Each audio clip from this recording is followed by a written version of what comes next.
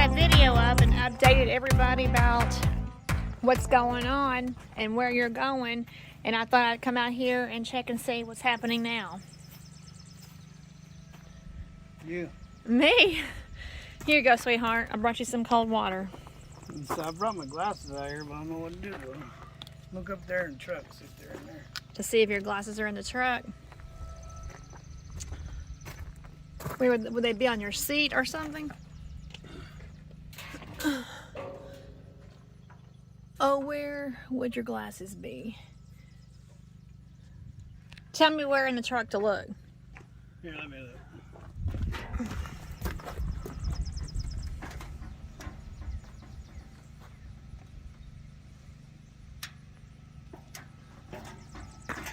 Oh, okay, you found them. All right, so I just updated everybody, so now you can update me so I can make another update video. Well, they can get out of my sunlight first of all. Oh, I'm in Steven's sunlight. Now it's almost 10 o'clock now. I checked on you at 8:30 the last time. Yeah, I was just going to come out here and spend a couple minutes hooking up the fuel pressure pump. Electric pump for the fuel. But it came out here and had some missing bolts and some bolts loose on the generator. This has an alternator and a generator, for those of you who don't know. And when I had a Thermo King unit, they had the air conditioning unit built in out here. And it was a more efficient unit than this one here.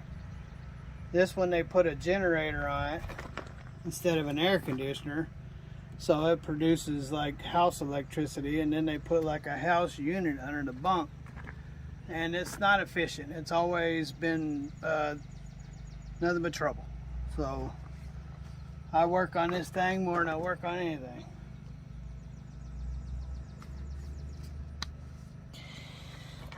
Well, I know that you weren't aiming to get into all this morning. I know you, the way I understood it, you were just going to go and spend a few minutes, like you said. I was going to tighten up the bolts on the fenders, which I haven't got to yet. Check the tire pressures and put on this fuel pump. But so far, I just got through tightening all the missing bolts and stuff that was out on the APU unit. So I'm just now getting to the fuel pump. So kind of set me behind a few hours. A few hours, indeed. I am so sorry. And you didn't make it to the store like you thought you were going to yesterday for your groceries. Yeah. Oh well. You were going to do your truck grocery shopping yesterday, Sunday afternoon. I was going to, yeah. And that didn't work out. Yeah. Well, there'll be plenty of Walmarts on my way up. So.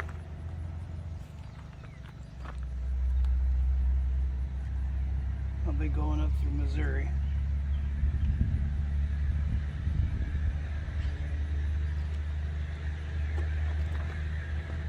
That truck's going awfully fast.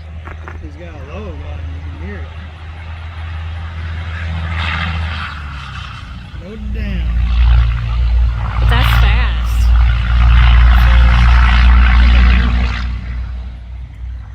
He barely just got up to speed. Well, it just sounded fast. Yeah, it had to work really hard to get up to that speed.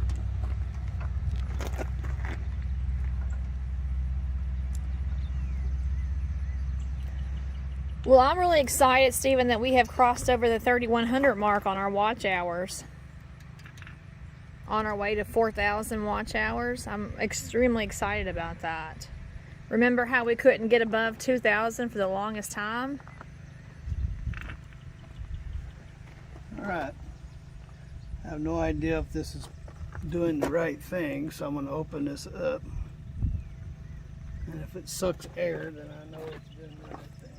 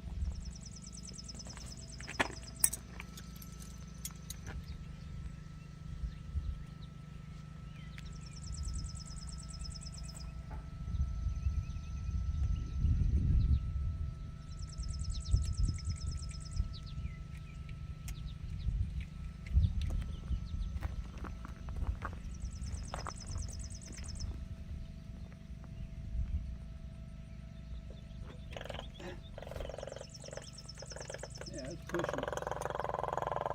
Is it supposed to sound like that? Yeah, it's pushing.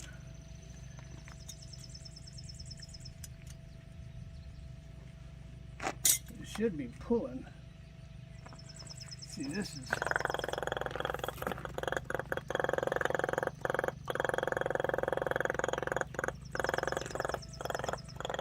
This is pulls this way through here. It comes to this pump. So it's pulling, but I ain't getting nothing but air. So my that baffle probably bent the crap out of them lines again. Should have been pulling fuel by now.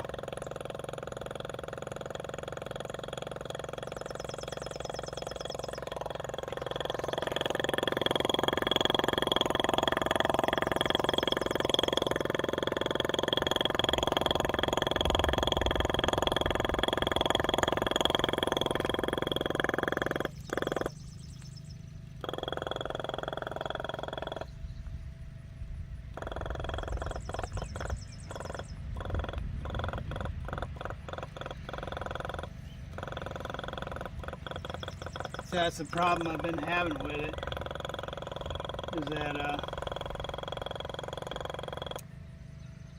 is that when it gets down to half a tank, it won't run.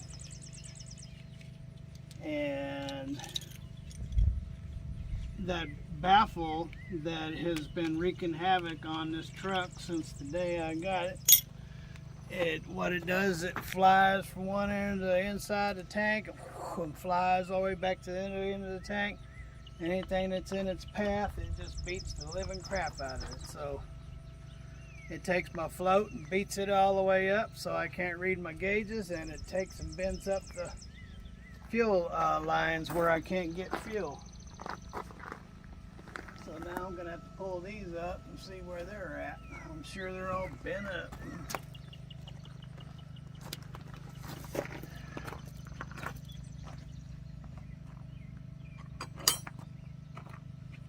Because it should have been pulling fuel. I've tied up that baffle several times, but whatever I tie it on, it breaks it. I tie it on chains, I tie it on big ties, I've tied it on rope, I've tied it on hose, clothes hanger, wire, whatever I tie it on, it breaks it. It's a regular Tasmanian. That's one way to describe it for sure. Yeah. I just need to get another fuel tank, but whenever I look to see if somebody's got one, they ain't got one. And when I do find one, I ain't got the money to get it.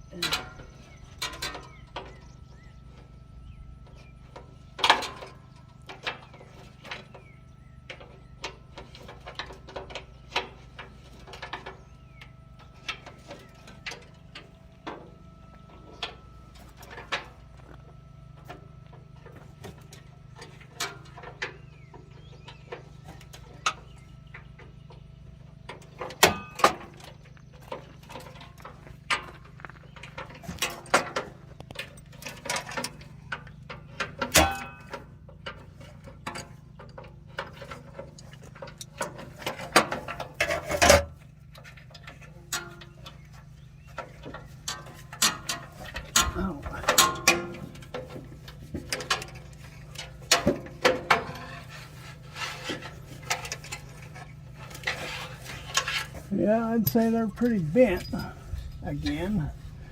Not enough if you're not getting fuel though. Let's see. Whoa, I don't want it on me.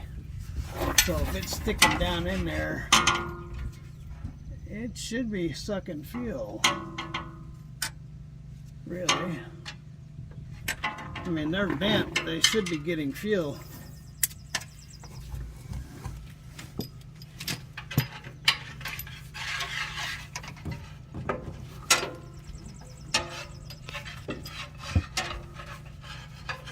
See, if they're down like that and they're hanging over there, well, they might be.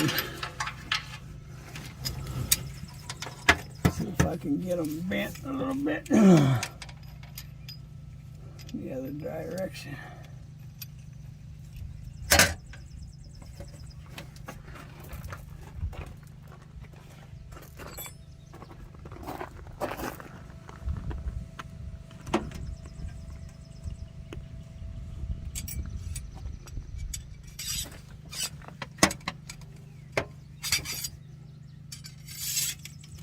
Tell us what you're doing. I'm trying to bend these lines back in straight down instead of sideways. There we go.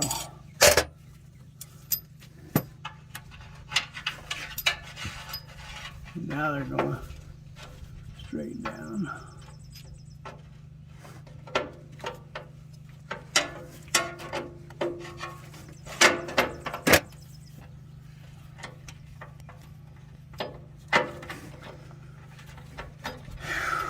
Okay, no reason why these things shouldn't be getting fuel unless there's a crack in them, which could be.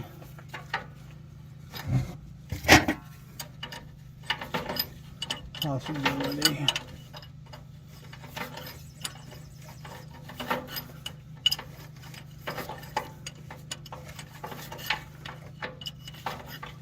Something's wrong because, like I said, once I get down to half a tank, I can't start the APU unit.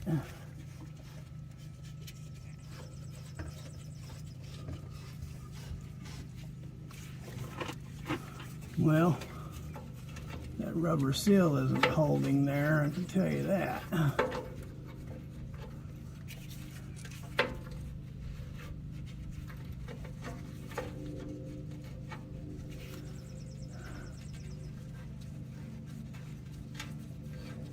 Just squishes it out. Let's see, what am I dealing with here? Well, it seems to be there. Just kind of squishy. It does have a, alright, just a squishy one. It's, Diesel's got it softened up.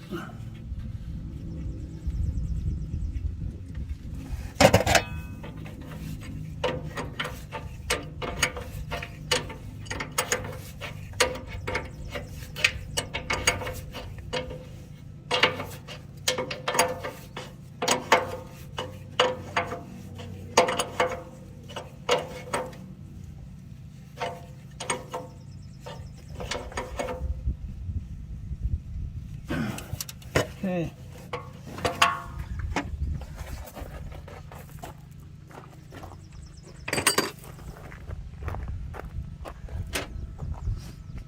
See if I can get some fuel now.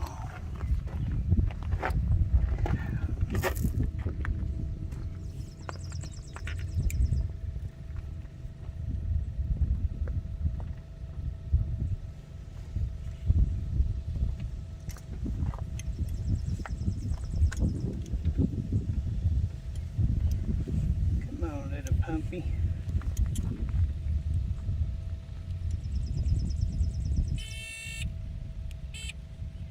Oh, I guess it shorts out. Oh, darn.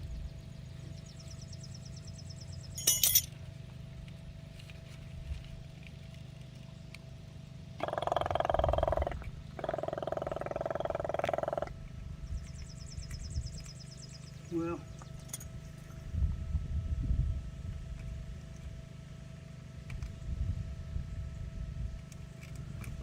see if I can get the manual pump to pump something.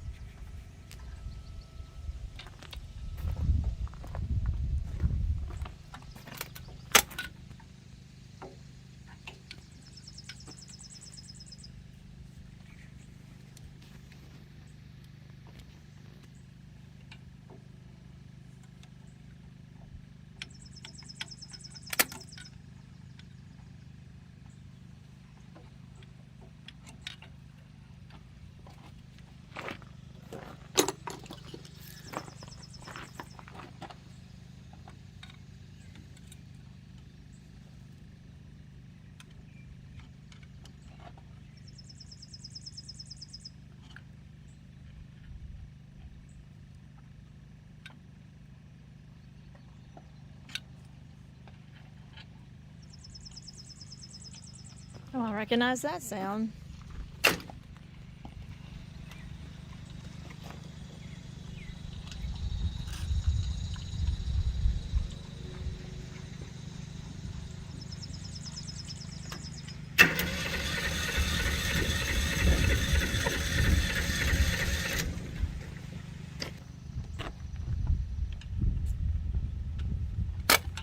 Whoa! Was that just a spark?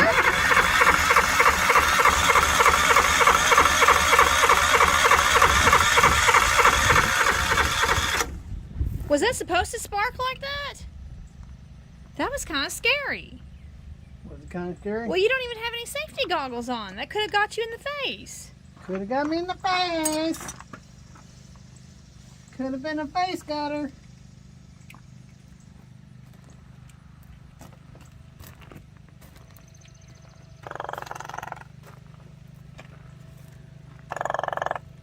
Well, I don't understand why it's not pulling fuel. That is I'm blowing it back to the return. It should pull fuel through there.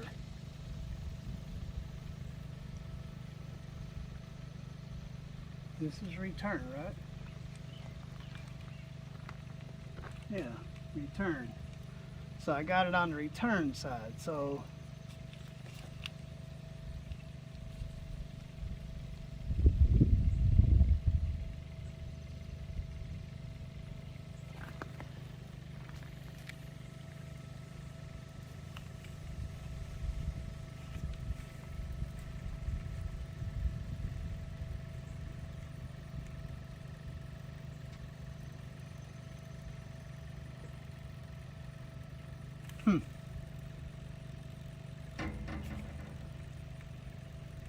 So I think, here let me try something else.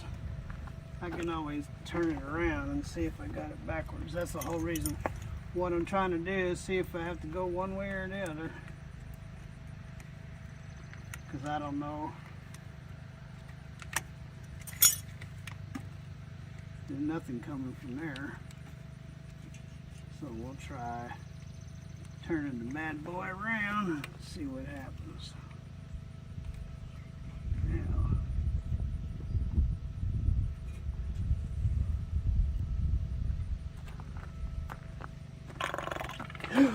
Yep, that works.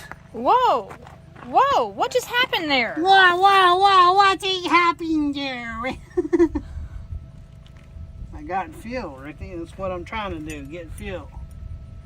I just didn't want to get it on me.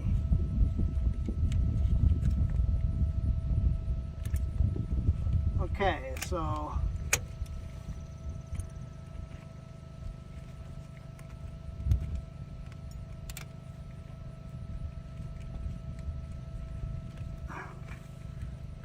clamp.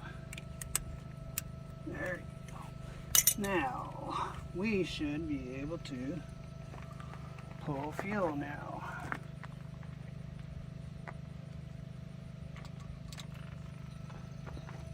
Now this should be pushing fuel. And it is. Perfect. Now I'll have to find a spot on here that only comes on whenever it's running. Power. I'll have to find a power source.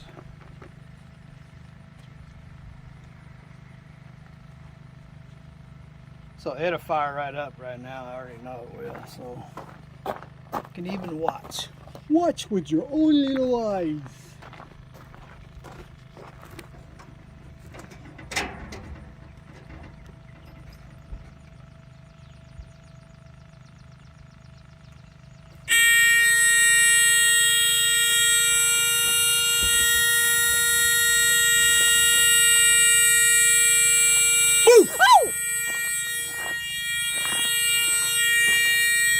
Why does it sound like that?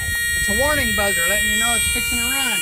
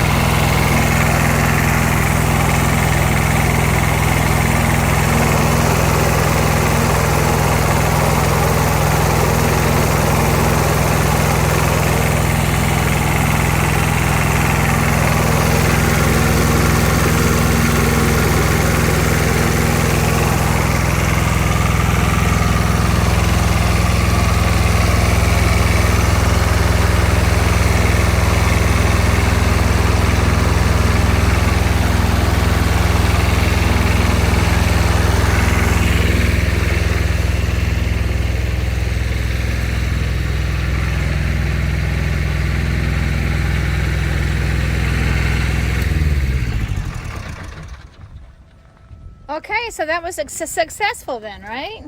Yeah, that was a successful.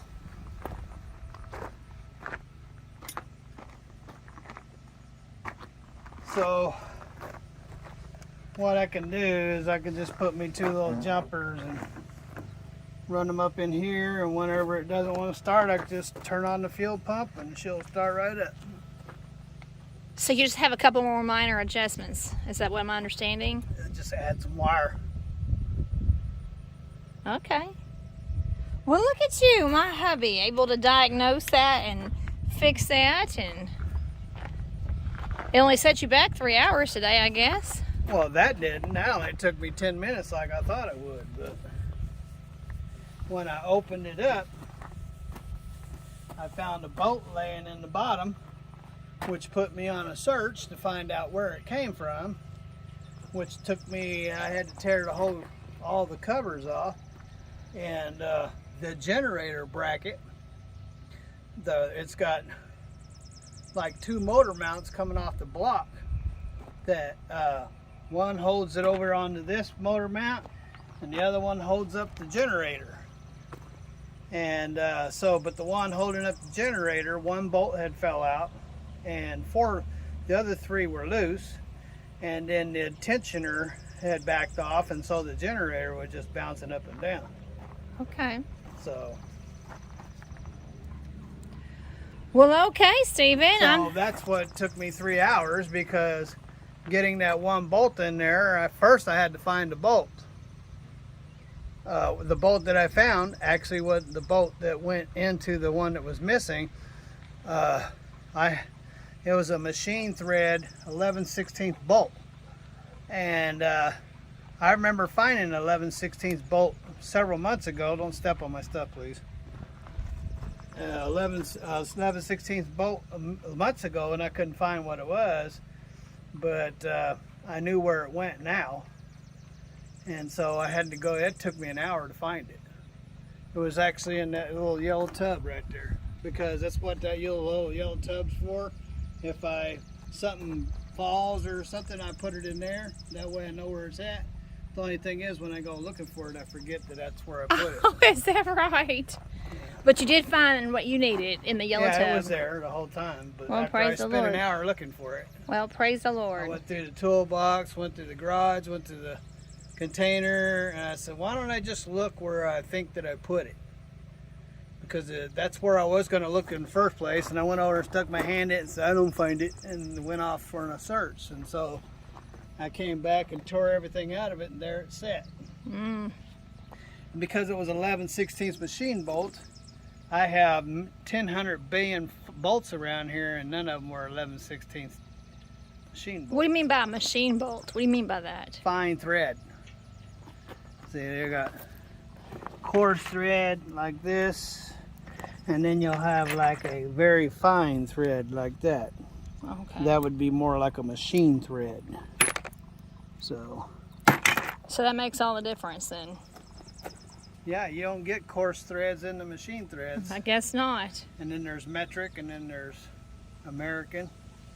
So, Stephen, you are so talented. You are so talented. Well, not everybody can do what you just did. What did I did? You fixed it. I did. I fixed it. Because you are an owner-operator, and you have to take care of your own stuff. I would like to fix the air conditioner that's actually in this thing, and they want 11 or 18. What was it? $1,800. What? How come that ain't going in there? They want $1,800 for that AC pump. So, and they're not getting $1,800 from me for an AC pump. I go buy a whole brand new air conditioner for $200. So just because it's a APU unit, let's charge them $999 billion. Because everybody thinks truck drivers are just full of money. I can hardly even pay my bills right now. It's taken me 6 weeks to make 2 weeks worth of pay. And then after I make that 6 weeks worth of pay, I'm behind, so I got to put another 6 weeks in and fall by. I've just been falling behind, ladies and gentlemen. I'm not doing very good. Since August of last year, when freight rates started coming down, I was able to get out and barely get by. But since December of this year, I've been slowly falling behind. And my last 2 trips out, so that would say, that would be my last 3 trips out, that would be a total of 6. 6 and 6 is 12, 13, 14. In a total of 15 weeks, I have not been able to even keep up with my regular bills. So I'm falling behind. Because freight brokers are criminals, and they're lining their pockets with the money that's supposed to go to these trucks. And that's just all there is to it. Yes, I know there's not very much freight. There's more trucks than freight. But the fact of the matter is, freight brokers are pocketing most of the profits. Because you don't ever hear a freight broker saying, I can't get by. All they do is just take more money from the load. There. I had to pay for my steak and my electricity bill and my brand new car payment. Well, I'm awfully proud of you, Stephen. I want you to know that. I'm awfully proud of everything that you're able to do and accomplish. Like Circle Logistics last year came in on a load out of Burley, Idaho, that I was hauling for $62,000. They got in there and were selling it to drivers for $42,000. And drivers were actually picking it up and taking it out there. And I'm like, I only made like $2,000 out of it. So if you take they're pocketed at $2,000. What are you making? So anyway. Well, I'm very proud of you, Stephen. Your wife is very full of admiration for you. Wow, that's very nice of you. Oh, I'm so excited.